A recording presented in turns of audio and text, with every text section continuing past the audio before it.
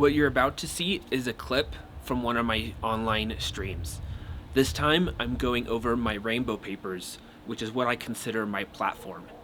Each of the colors of the rainbow stand for a word which I have laid out the things on the table this year with this election. It goes, red is risks, orange is opportunities, yellow is your part, green is growth, blue is beliefs, indigo is ideas, and V for violet is vision. We have written these out, and this is us sharing it with an online audience, and we hope you enjoy this clip. Stick around to the end for different ways to see what we're up to and how the teams and alliances we're making in getting out the vote this year can have a positive impact. Thanks again for watching, and check this out. And where does all this energy come from to push for this?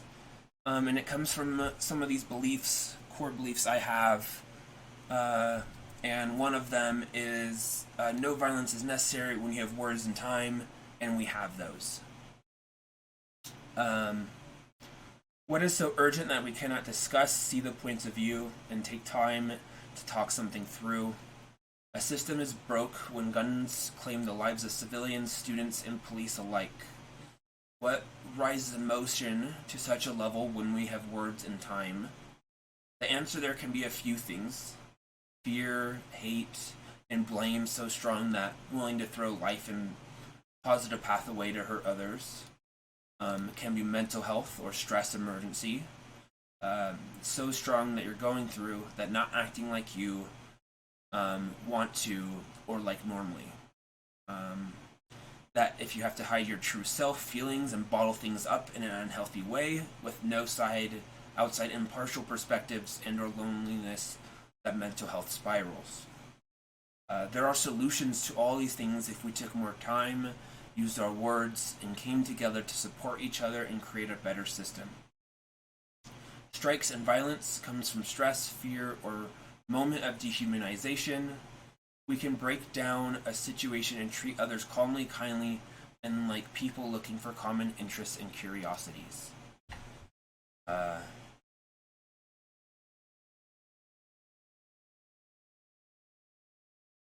Yeah, so that's like a core belief, and why I'm trying to be that bridge builder and have these interactions and allow things to be talked through and calmed, de-escalate, so that we can better create and move things forward in a positive way. This next belief is that the collective is better together and we can co-create solutions. I've been inspired again and again by what people can design and come up with together when you rally around a common goal and purpose. In this case, public policy and leadership. I believe I have laid out here that overall objective and ideas for what we can do together. Once elected, the venture is not done. We can rest in November and December and come into January, into May, our collective expertise and network to help write, sway, and activate people together, run on sentence, to talk to candidates and help reclaim parts of our collective power, like seen in times like the war efforts and economy following World War II, and we went to the moon and space.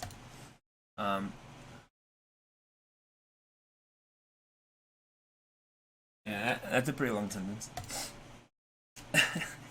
Now let us activate collective energy and collaboration for a regenerative and just future.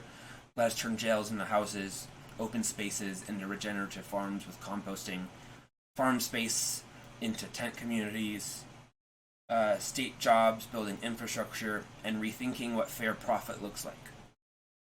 Also, let us research and build non-lethal systems and structures, things like mental health and de-escalation training and support for cops, resource officers, school staff, and community-wide community resiliency and education. I think it's supposed to be community-wide, community,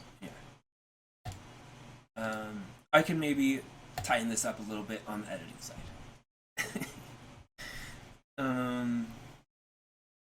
And then this other last belief I have in this document is LGBTQIA plus and BIPOC people have rights to safety and equality.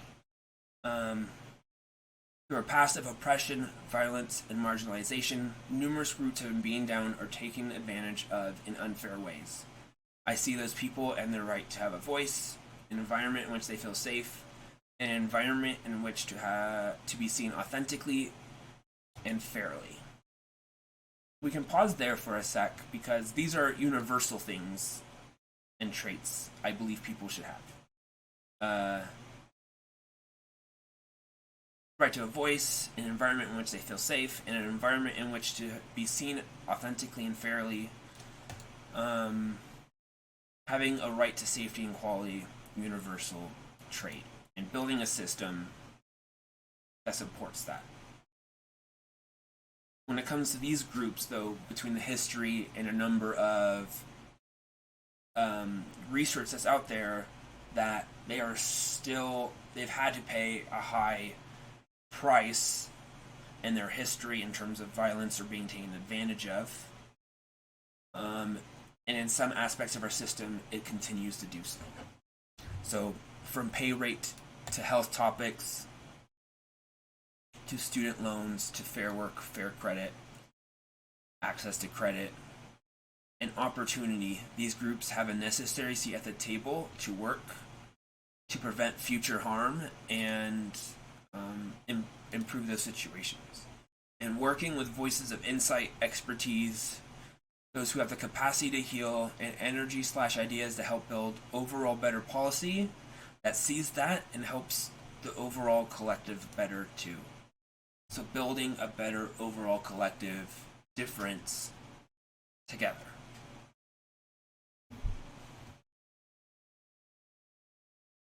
And making sure those people are at the table so that we don't continue the systems of injustice for anyone and build something that supports everyone. I think you can see that throughout. I have that kind of stem of no matter where you are right now, let's build a system now and in the future that better protects and gives you capacity to heal or give back to the collective or show up in some way. We hope you enjoyed that clip. If you want to watch more clips like it, we have plenty more on our YouTube channel where we have all our clips listed out with good, helpful titles. We want to showcase what we're about and the ideas we have, and it's through that and reaching enough people that we believe this election and these changes can still be reached. My name's Braden Miguel. Thank you so much for your time. Have a fantastic week.